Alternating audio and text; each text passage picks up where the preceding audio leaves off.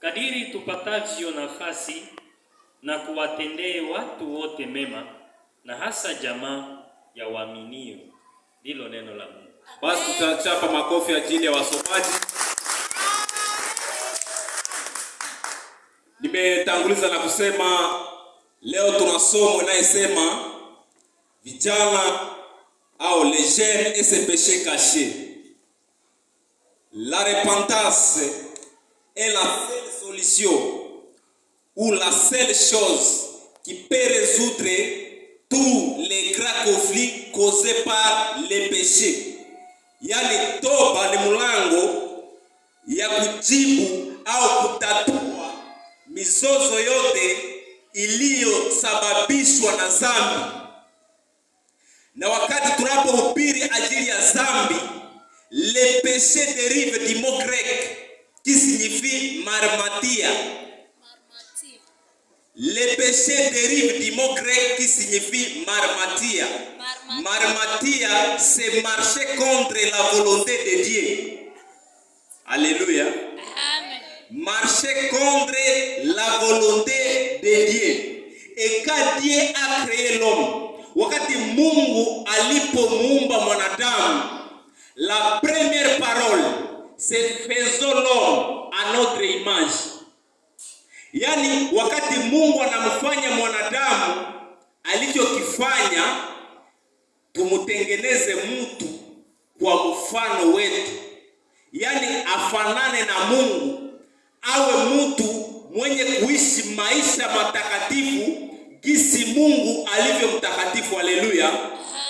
Na mahali ambapo waliweza kusoma katika Galati ikasema apandacho mwanadamu ndicho atakachokivuna. Yani unapopanda mbegu ya dhambi moyoni mwako, unapopanda mbegu ya dhambi moyoni mwako, inabidi ujingojee kwa matokeo.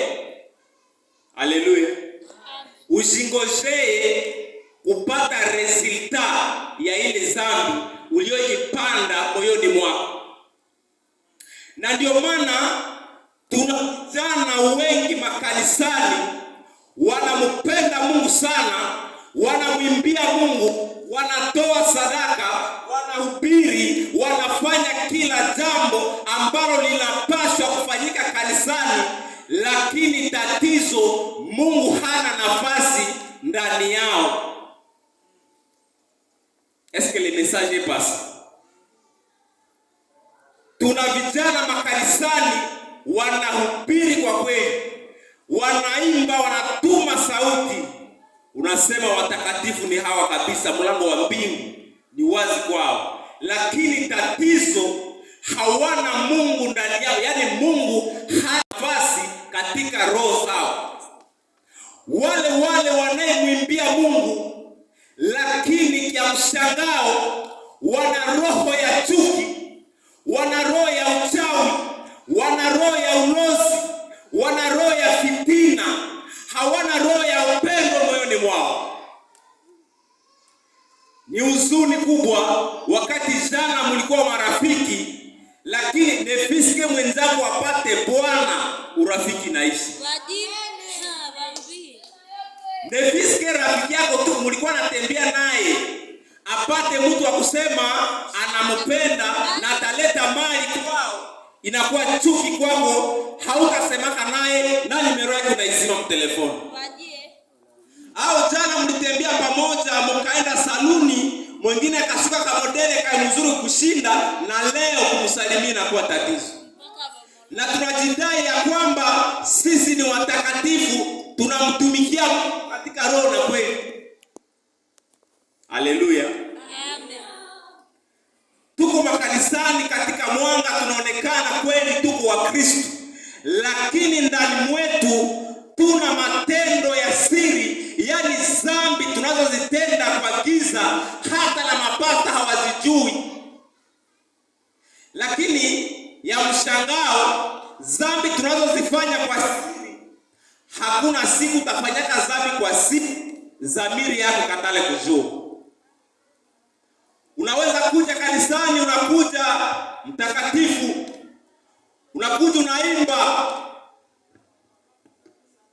Unakuja unaimba kanisani, unaomba.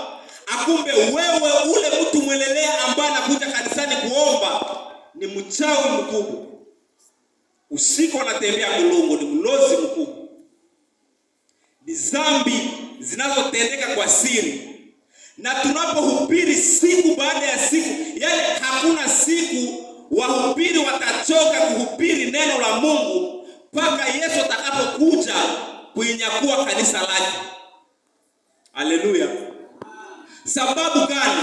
Dhambi unazozitenda kwa siri zinapozaa matunda, yani zinapoonekana mchana kati, zinaweza sababisha na sisi ambao hatukukontribute kule dhambi tunatatizwa.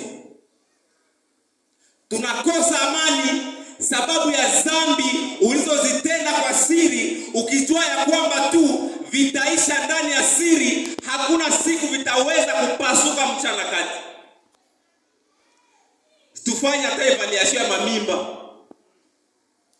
Munaenda kama mshato watu wabili, munaenda mhotele watu wabili, munaenda mumihogo watu wabili, munawaza ni vitu vitaishia tu kule mugiza.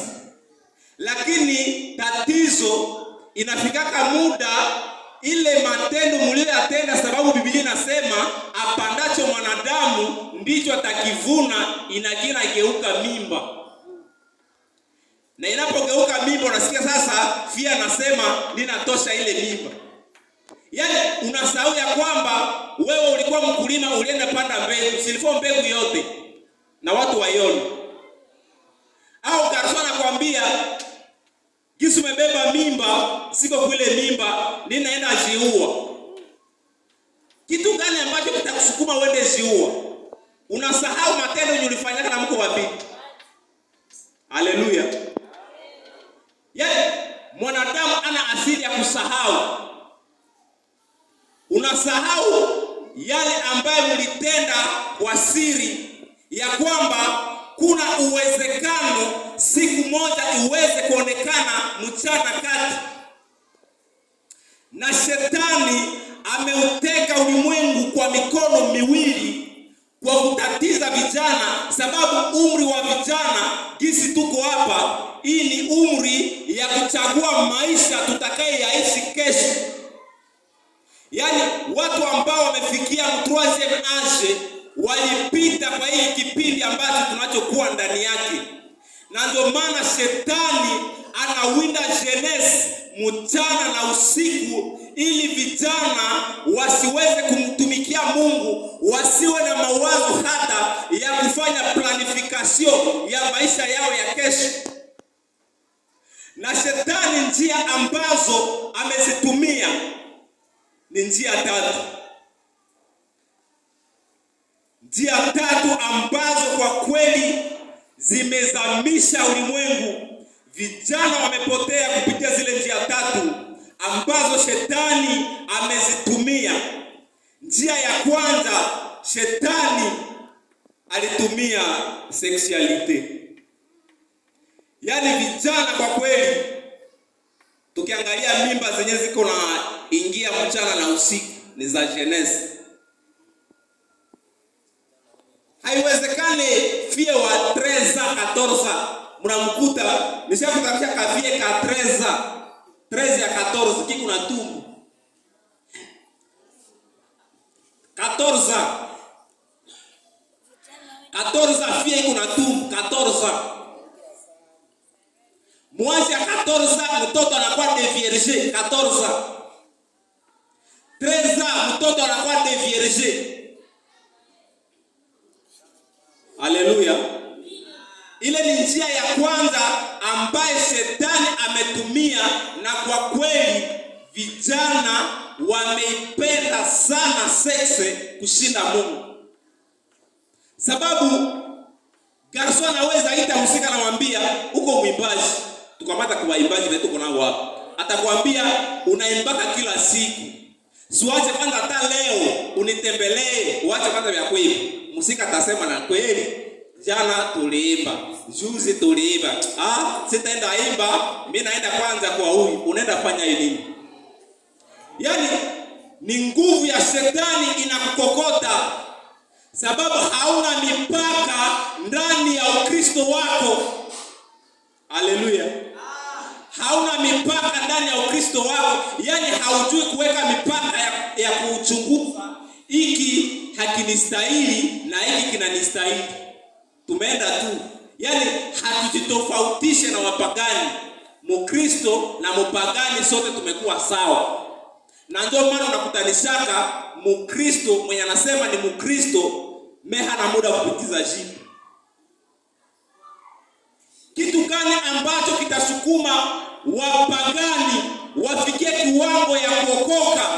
Ni wakati tutajitambua sisi ni wanani. Haleluya. Tunapojitambua sisi ni wanani, tutaweza kwenda kovende wapagani kule kwenye makize ili nao waweze kumjua Mungu. Lakini wakati tunapojifanya sawa sawa na Wakristo, sisi ambao tunapojifanya sawa sawa na wapagani, sisi ambao tunajidai ya kwamba tumempokea Kristo kuwa Bwana na Mwokozi wa maisha yetu, tena sie ndio wa kwanza kwenda tongoza wale wapagani, wataiga kwetu kitu gani?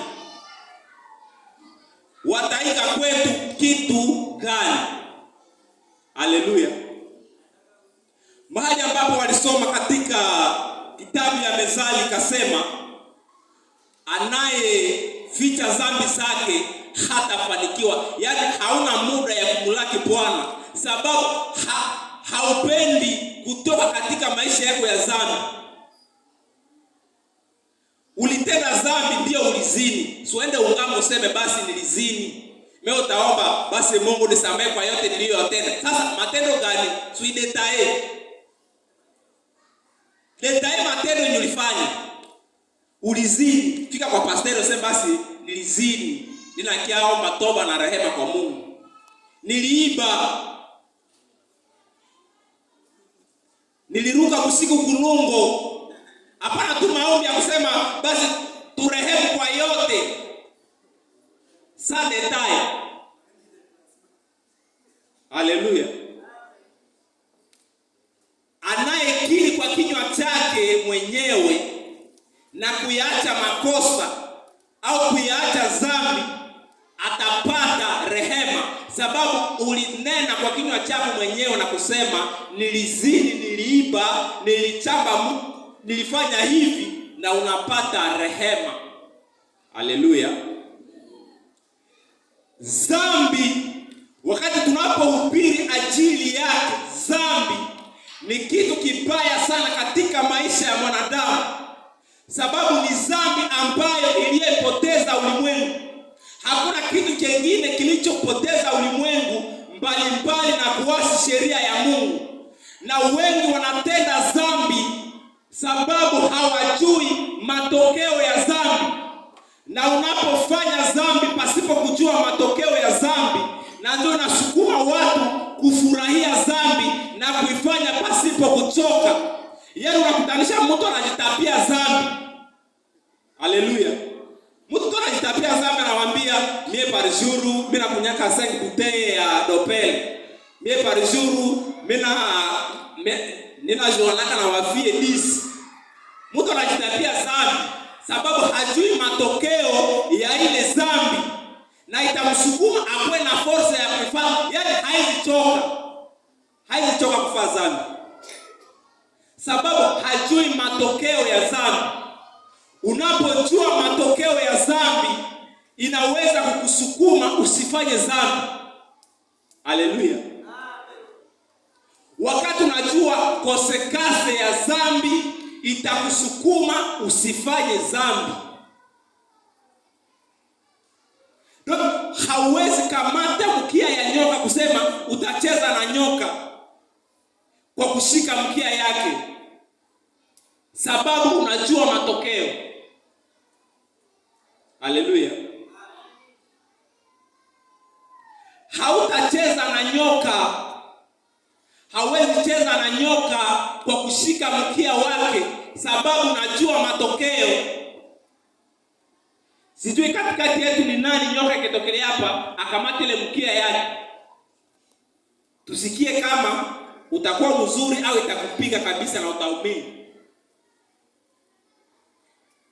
Kushika, kama nasema hauwezi shika mkia ya nyoka, ni sababu unajua matokeo, na hauwezi fanya dhambi kiwa unajua matokeo ya dhambi. Hauwezi kamata kaa ya moto au ya mnasema makala, unaitosha kubembula ile moto kisha uitie ndani ya kinywa,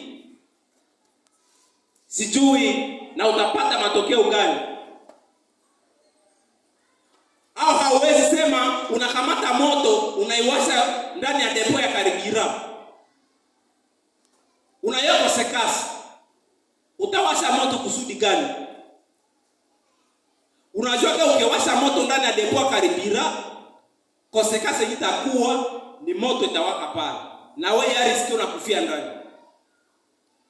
Haleluya. Yaani kinachotusukuma kufanya dhambi au kufanya jambo fulani ni sababu ya matokeo. Unafanyaka maamuzi ya kutenda kitu fulani, sio ya kungojea matokeo. Usifanye tu kitomo wafandire nimefanya tu. Inaomba ujingojee kwa matokeo. Yaani usiseme tu kale kafiri nena jifurahisha kwa hapana, haiko mgomba ni mtu. Haiko kisiki ni mtu mwenye unaenda jifurahisha hapo. Inabidi siku moja matokeo iweze kuonekana, sababu shetani anaweza kukuonesha raha ya dhambi, lakini hawezi kukuonesha matokeo ya dhambi. Jamais. Shetani anaweza kukupatia success, unakartone kabisa mkasiri lumiria, wanakupanga na majina, papa Luneo, papa Siitondo, papa si nani, ni success ya shetani. Lakini mpanga ya shetani iko nyuma, matokeo. Shetani hakuna kunyata kuonesha kase wakati unapata success kisha utamaliziaka mu kipindi fulani. Wakati yeye shetani anakupatia success, wewe unakuwa na mafikiri ya kujua tu mwisho wangu ni success. Haleluya. Kuna wengi leo wanalia, wanatoka machozi, hawana muda hata ya kutoka kwenye vitanda, hawana muda ya kutembea barabarani, hawana muda ya kwenda kanisani, hawana muda ya kwenda shuleni au shambani. Sio sababu ya dhambi, lakini sio sababu ya walitenda ngono, hapana. Tunafuatana. Wanalia, hawana nguvu ya kutoka katika vitanda. Sio sababu ya dhambi, sio sababu ya ngono, lakini ni sababu wameachiwa magonjwa isiyo na dawa. Na wengine kuachiwa mamimba zenye hazina kusuivi. Kuna mtu ananielewa kabisa. Kuna watu wanalia leo kabisa, hana muda ya kutoka kitanda. Tuko hapa, kuna wengine hawana muda ya kutoka kwenye vitanda, hawana nguvu ya kutembea. Sio sababu walitenda ngono, hapana. Ni sababu wameachiwa magonjwa, na ile magonjwa imesababisha wasitoke katika vitanda. Na kuna wengine wanalia sababu wamebebeshwa mamimba zenye haiwe kama nani ndio atamunulia kaleeti. Haleluya.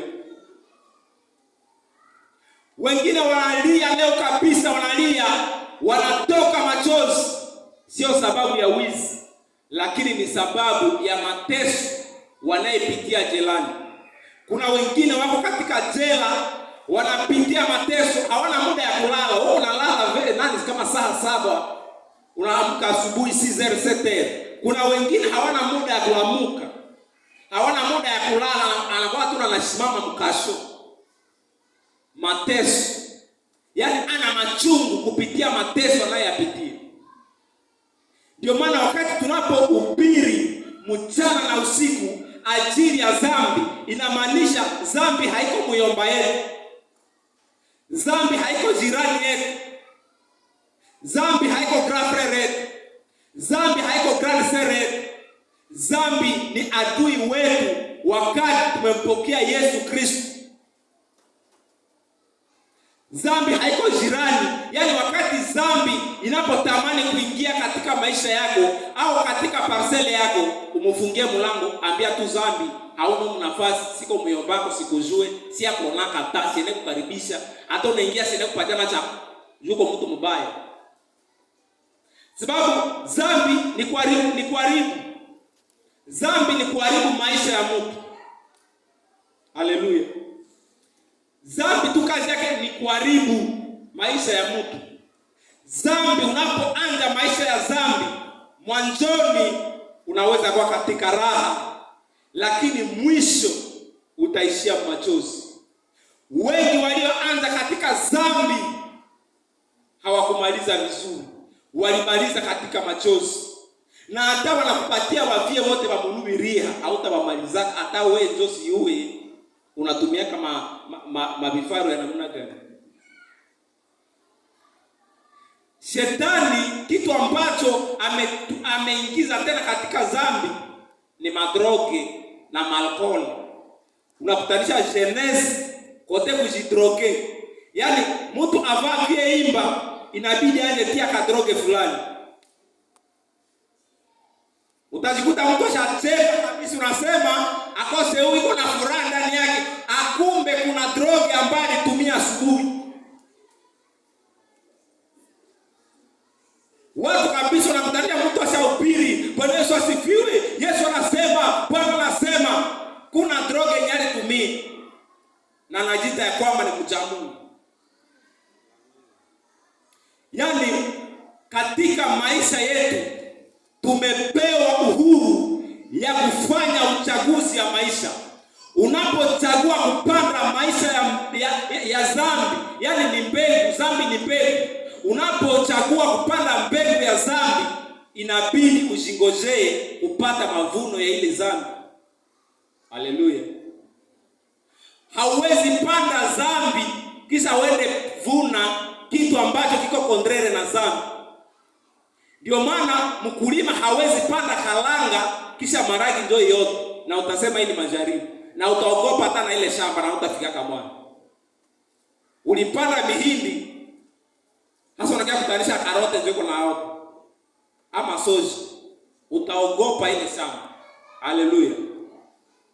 Ninataka sema tukosekase 5 ya zambi na tunaachana, na sababu mahubiri yangu haitakuwa ya muda mrefu. Kosekase 7 ya zambi wakati tunapokataa kutoka katika zambi. Kosekase ya kwanza, zambi inaleta mauti katika maisha yetu. Ya pili, zambi inaficha uso wa Mungu.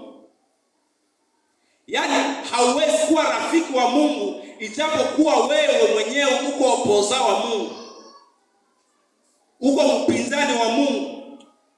Kitu ya tatu, zambi inafunga baraka ya Mungu kwako, hata na kwa familia lako. Ndio maana kuna vitu vingine tunavipitia leo, sio sababu tulitenda zambi, lakini kuna mababu zetu waliotutangulia walitenda zambi, na sisi tunakia riti ile zambi ambayo walifanya. Kitu ya 4, zambi inaua dhamiri. Kitu ya 5, zambi inaleta maumivu. Kitu ya 6, zambi inatufanya kuwa watumwa.